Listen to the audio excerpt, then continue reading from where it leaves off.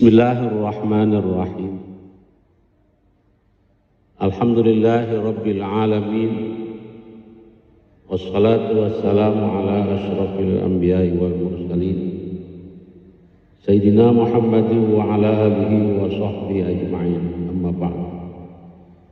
Pemirsa rahimakumullah, mari kita lanjutkan hadis berikutnya.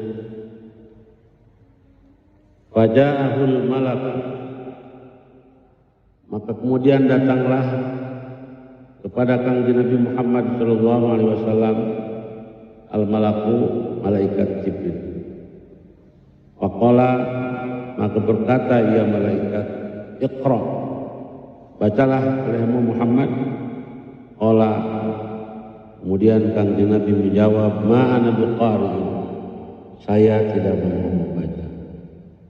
Qala, berkata malaikat. Qala, berkata ya Nabi. Fa'akhadhani, maka kemudian merangkul, mengambil malaikat ini kepadaku. Faghattani, maka kemudian merangkulnya malaikat kepadaku. Hatta balagha minni jahdi, sampai kemudian aku merasa capek. Tsumma arsalani, kemudian melepaskan ya malaikat kepadaku. Faqala, berkata malaikat, Iqra, bacalah. Qultu, aku menjawab, ma ana biqari, saya tidak mampu membaca. Fa akhadhani, maka kemudian mengambil lagi ya malaikat kepadaku. Faghattani, maka kemudian merangkul malaikat kepadaku yang kedua. Hatta balagha minni jahdu, sampai aku merasa capek. Tsumma arsalani, maka kemudian melepas lagi ya malaikat kepadaku. Faqala, maka memerintahkan atau berkata ya malaikat, Iqra, bacalah oleh Muhammad. Faqultu, maka aku menjawab, ma ana biqari, saya tidak mampu membaca atau belum mampu membaca. Wa akhadhani, maka kemudian malaikat mengambil lagi kepadaku. Faghattani, dan kemudian merangkulnya malaikat kepadaku. As-salisah, yang ketiga. Tsumma arsalani, kemudian melepasnya malaikat kepadaku. Faqala, maka malaikat berkata, Iqra, bacalah. Faqala, kemudian Kangjeng Nabi Muhammad membaca, Iqra bismi rabbikal ladzi khalaq, khalaqal insana min 'alaq, Iqra wa rabbukal akramul ladzi 'allama bil qalam, 'allamal insana ma lam ya'lam. Pemirsa rahimakumullah, setelah dinyatakan sempurna tahanusnya Muhammad bin Abdullah oleh Allah Subhanahu wa taala selama 40 hari atau selama 1 bulan, maka kemudian Allah mengutus malaikat Jibril untuk memberikan bekal kepada Muhammad bin Abdullah yang baru beberapa hari telah menyandang gelar sebagai seorang nabi. Bekal Kangjeng Nabi Muhammad sallallahu alaihi wasallam yang belum lama diangkat menjadi seorang nabi, yaitu hanya 5 ayat saja, dari mulai ayat 1 sampai 5 surah Al-Baqarah. Namun kemudian 5 ayat ini dianggap cukup oleh Allah Subhanahu wa taala untuk bekal pertama seorang nabi yang bertugas memperdalam pengetahuan serta wawasan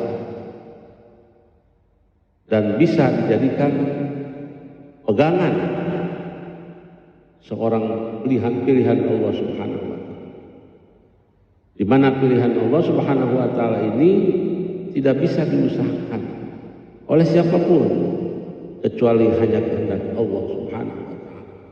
Yahtassu bi rahmatihi man yasha. Allah menghendaki seseorang menjadi nabi, kemudian jadilah kalian. Tidak bisa karena ingin menjadi nabi kemudian mengikuti jejak Rasulullah bertahanus di mana begitu tidak. Pemirsa rahimahullah, wahyu pertama yang diterima oleh Kangjeng Nabi Muhammad SAW sebagai seorang nabi yaitu kalimatnya dalam bentuk fi'il amar. Kalau istilah santri, fi'il amarnya berasal dari bina utaan, artinya fi'il yang mempunyai fa'il dan maf'ul.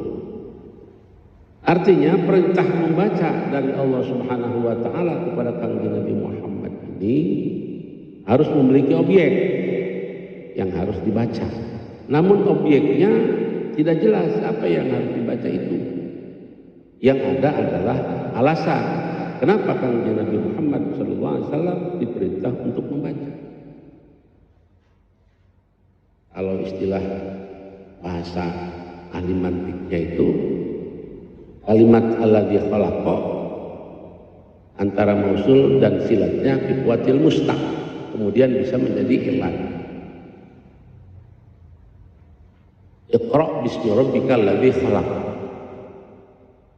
Bacalah olehmu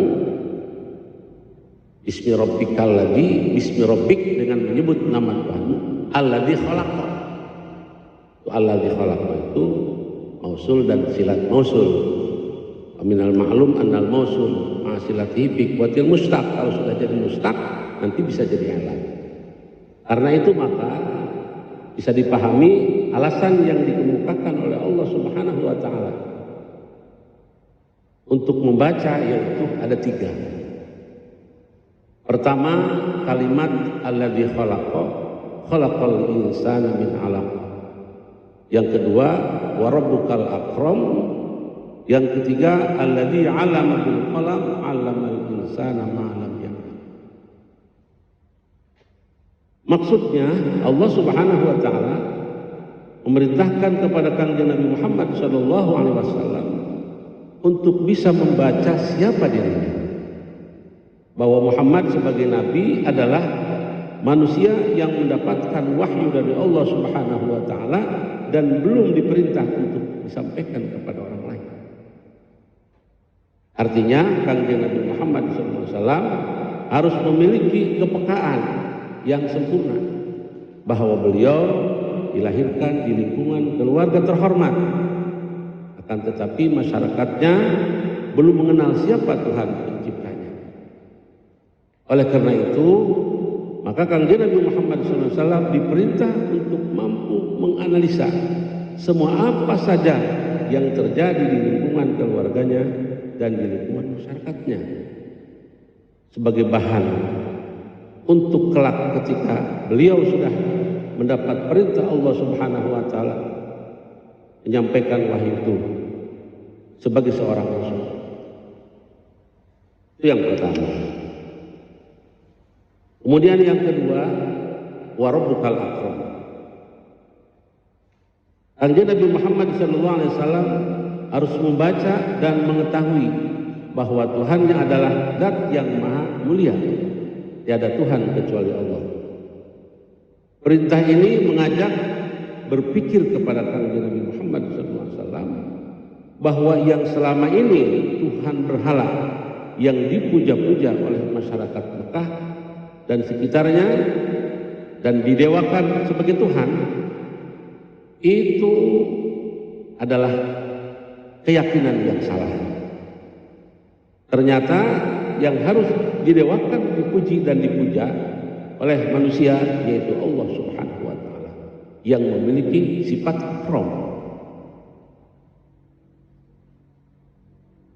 Dengan kata lain, ketika nanti sudah mendapat perintah dari Allah Subhanahu wa taala sebagai rasul, misi ini harus disampaikan kepada masyarakatnya bahwa Tuhan yang harus disembah bukan berhala, bukan Lata, bukan Uzza, tetapi Kangjeng Nabi yaitu Allah Subhanahu wa taala. Yang dipuja dan dipuji yaitu Allah Subhanahu wa taala.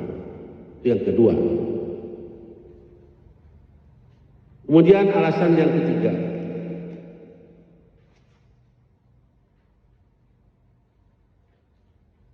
Alladzi 'allama bil qalam 'allamal insana ma lam ya'lam.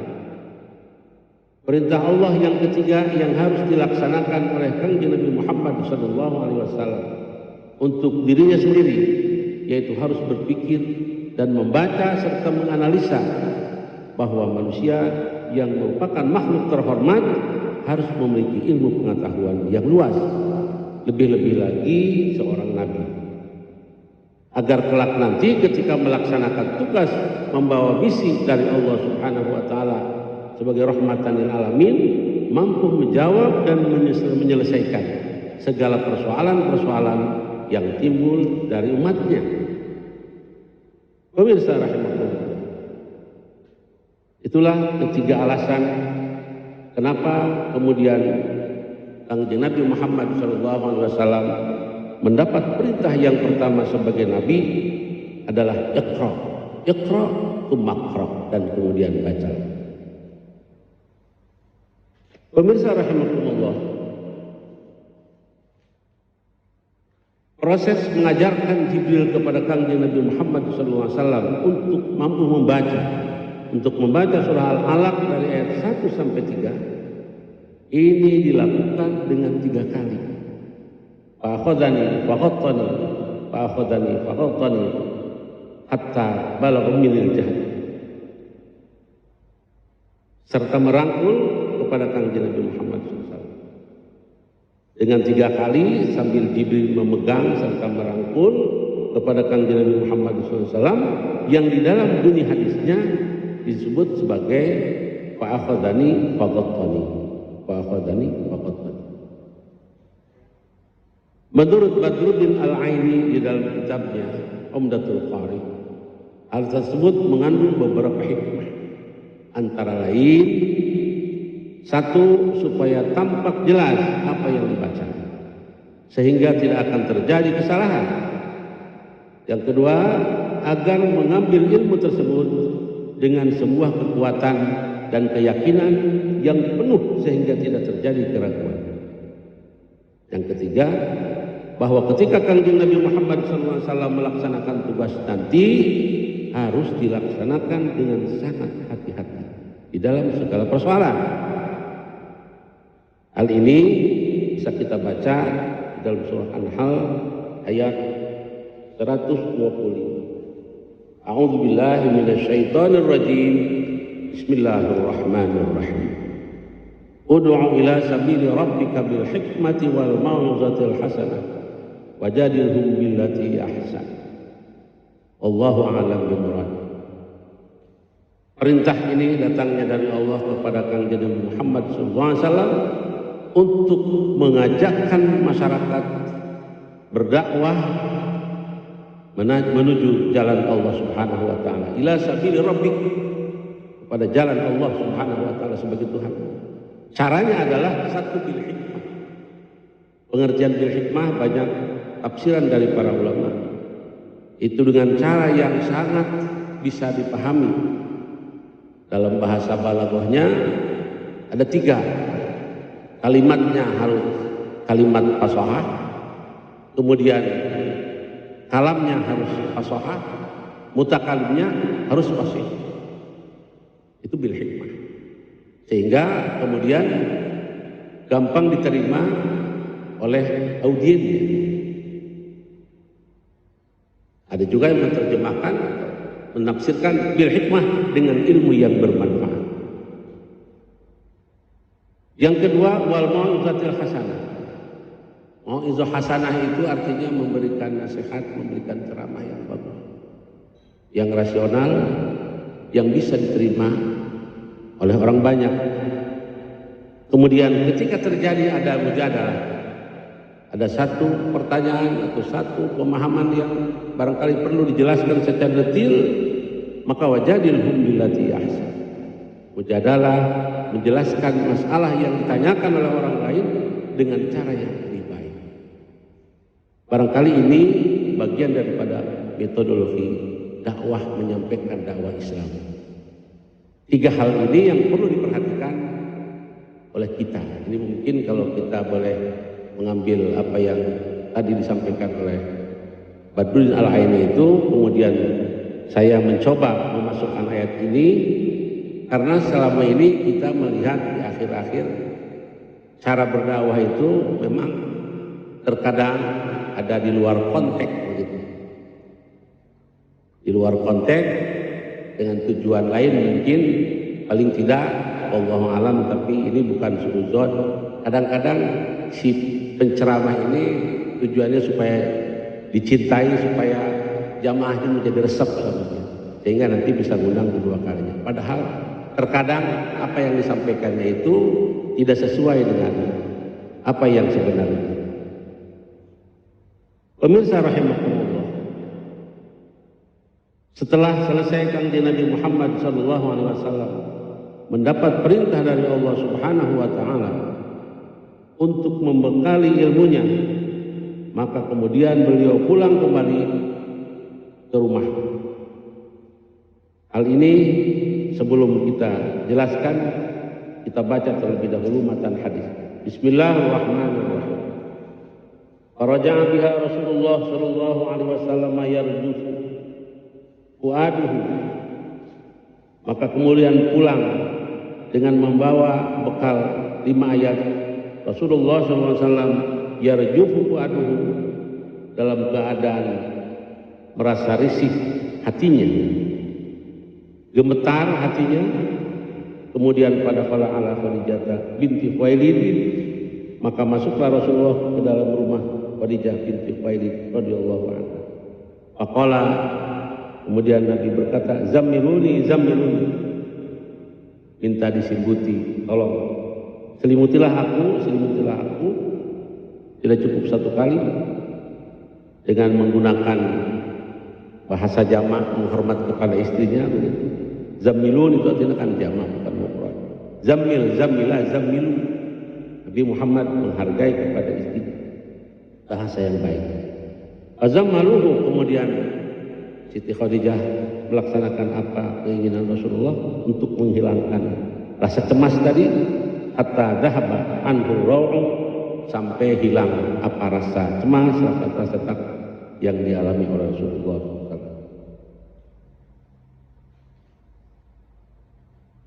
Pemirsa rahimahullah, setelah selesai kanjeng Nabi Muhammad SAW mendapat perintah dari Allah Subhanahu wa Ta'ala untuk membekali ilmunya, maka kemudian beliau pulang kembali ke rumah Siti Khadijah binti Khuwailid dengan kondisi yang penuh rasa cemas. Namun di dalam hatinya kanjeng Nabi tetap optimis. Optimis karena ini adalah pengalaman pertama setelah menjadi nabi. Dan beliau bercerita apa yang terjadi pada dirinya ketika berada di Gua Hira. Menanggapi cerita tentang apa saja yang terjadi di Gua Hira yang menimpa kepada suaminya Muhammad SAW yang sudah mendapat gelar nabi atau mendapat gelar sebagai seorang nabi, maka Khadijah sebagai istri yang saleh yang terus mendampingi suami memberikan jawaban yang sangat menyenangkan kepada kanjeng Nabi Muhammad SAW dengan sebuah ungkapan, faqala li Khadijah wa akhbaraha al-khabaru faqala laqad khashitu ala nafsi. Kemudian Khadijah menjawab, kalla wallah ma yukhzika Allah abadan, innaka la tasirur rahimah wa tahmilul kalla wa taksibul ma'duma wa taqrid dhaifa wa tu'inu ala nawaibil haq. Pemirsa, jawaban ini adalah jawaban yang sangat indah. Dalam kondisi suami sedang cemas, tetapi istri kemudian tidak ikut cemas. Bahkan beliau justru menyanjungnya Rasulullah SAW dengan sebuah ungkapan, ma yukhzikallahu abad, insya Allah, demi Allah aku yakin engkau tidak pernah akan mendapat posisi yang hina, dan Allah tidak pernah akan menghinakan atau memberikan prihatin kepadamu ya suamiku yang tercinta. Kenapa? Satu yang saya tahu, innaka latasilur rahim. Engkau adalah orang yang suka menyambungkan silaturahmi. Orang-orang yang tidak pernah kenal, tetapi engkau tidak pernah membalasnya, tapi kemudian engkau menyambungkan silaturahmi itu. Yang pertama, silaturahmi. Yang kedua, wa tahmilul kal. Beban-beban orang lain yang betul-betul sangat berat, terkadang engkau juga ikut menanggungnya beban itu dalam bentuk apapun sesuai dengan kemampuan. Yang ketiga, wa taksibul ma'dumah. Wa taksibul ma'dumah, engkau juga Muhammad atau suamiku yang tercinta, orang yang terkadang kalau kebetulan tidak ada, ikut mencarikan sesuatu yang tidak. Wa taqul dhaif. Berikutnya yang ketiga, menghormat tamu sesuai dengan kemampuannya. Yang terakhir, yang keempat, wa tu'inu ala nawaibil haq. Menolong atas apa saja sesuatu yang terjadi. Apakah perkara itu memang betul-betul belum terjadi atau sudah terjadi, hawadis, perkara-perkara yang baru. Dalam hal ini kemungkinan kalau kita melihat kalimatnya adalah takunu bil haq wa takunul batil. Kalau yang batil tentu Kanjeng Nabi tidak menolong. Makanya di sini wa tu'inu ala nawaibil haq, artinya terkadang perkara-perkara yang dianggap baru kemudian Kanjeng Nabi harus turun tangan karena perkara itu benar, maka Kanjeng Nabi mau membantunya. Itu barangkali 4 alasan ini yang dikemukakan oleh Siti Khadijah kenapa Allah tidak akan membuat Kanjeng Nabi prihatin atau membuat Kanjeng Nabi berada pada posisi yang benar. Allah ma yukhzika Allahu abada. Pemirsa rahimakumullah. Kemudian antalaqat bi Khadijah hatta atat bihi Waraqah ibn Nawfal. Pergilah Khadijah dengan membawa Kanjeng Nabi Muhammad sallallahu alaihi wasallam ata-ata sampai akhirnya datanglah beliau dengan Kanjeng Nabi ke rumah Waraqah bin Nawfal bin Asad bin Abdul Uzza, putra paman dari Siti Khadijah, yakni saudara sepupu. Wakana dan ada ia Waraqah imro'an, yaitu seseorang Tanasara, bangsa Nasrani, fil jahiliyati, pada zaman jahiliyah. Wakana yaktubul kitab al-Ibrani, dan ada ia Waraqah itu bisa menulis kitab Injil dalam bahasa Ibrani. Fayaktubu minal Injil, maka menulislah ia Waraqah dari kitab Injil bil Ibraniyati, dengan bahasa Ibrani. Masya Allah ayyaktuba, luar biasa apa yang ditulis oleh Waraqah itu, bagus dan jelas. Wa kana syaikhun kabiran, dan ada ia Waraqah yaitu orang yang sepuh, kabiran dan sudah tua, qad amiya, serta tidak melihat. Faqalat lahu Khadijah, maka berkata lahu kepada Waraqah Khadijah, siapa Khadijah? Yabna ammi, wahai anak pamanku, isma' min ibni akhik, mohon dengarkanlah apa yang akan disampaikan dari saudara sepupumu, anak laki-laki akhika dari saudaramu. Faqala lahu Waraqah, maka kemudian berkata lahu kepada Kanjeng Nabi, siapa Waraqah? Yabna akhi, madza tara, coba tolong saudaraku sampaikan apa ceritanya, bagaimana ada apa. Fa akhbarahu Rasulullah sallallahu alaihi wasallam khabar ma ra'a, maka kemudian menceritakan Rasulullah kepada Waraqah peristiwa apa yang dilihat oleh Kanjeng Nabi. Faqala lahu Waraqah, maka berkatalah lahu kepada Kanjeng Nabi, siapa Waraqah? Hadzal namus alladzi nazalallahu ala Musa. Muhammad, ini namus. Ya. Namus ini orang yang memiliki rahasia. Alladzi nazalallahu ala Musa, seperti apa yang pernah turun juga kepada Nabi Musa. Ya laitani fiha jazaan. Aduh, aku mengharapkan jazaan sebagai orang yang memiliki kekuatan. Laitani akun hayyan idh yukhrijuka qaumuka. Jadi Waraqah itu aduh sayang aku sudah tua, laitani fiha jadah. Kalau aku masih muda, memiliki fisik yang kuat luar biasa, ya laitani fiha jadah. Laitani aku hayyan, aku sangat mengharapkan pada saat waktu itu aku hidup. Idh yukhrijuka qaumuka, karena nanti kau akan diusir oleh kaum. Idh, karena yukhrijuka akan mengusir kepadamu qaumuka, siapa kau. Faqala Rasulullah sallallahu alaihi wasallam, maka kemudian Rasulullah merasa heran, bertanya, "Au mukhrijiyahu?" Apa iya saudara-saudaraku, tetanggaku, masyarakatku akan mengusir kepadaku? Qala, kata Waraqah, aina iya. Lam ya'ti rajulun qad bimithli ma jita bihi illa udiya. Tidak ada seorang laki-laki apapun yang datang seperti engkau mendapat wahyu, pasti akan dimusuhi. Tetapi wa yudrikni yaumuka ansurka nasran ma'zara. Kalau saja aku nanti hidup panjangmu menemukan engkau pada hari-hari engkau sedang menjalankan tugas sebagai rasul, pasti aku akan menolongmu dengan pertolongan yang sangat optimal sesuai dengan kemampuanmu. Nah, itulah barangkali jawaban-jawaban Waraqah. Itu malam yahsab. Kemudian tidak lama Waraqah itu siapa Waraqah, antufia, wafatlah Waraqah, wafatar wahyu. Setelah itu kemudian menjadi patrah, terputuslah wahyu dari Allah Subhanahu wa taala kepada Kanjeng Nabi Muhammad sallallahu alaihi wasallam. Pemirsa rahimakumullah,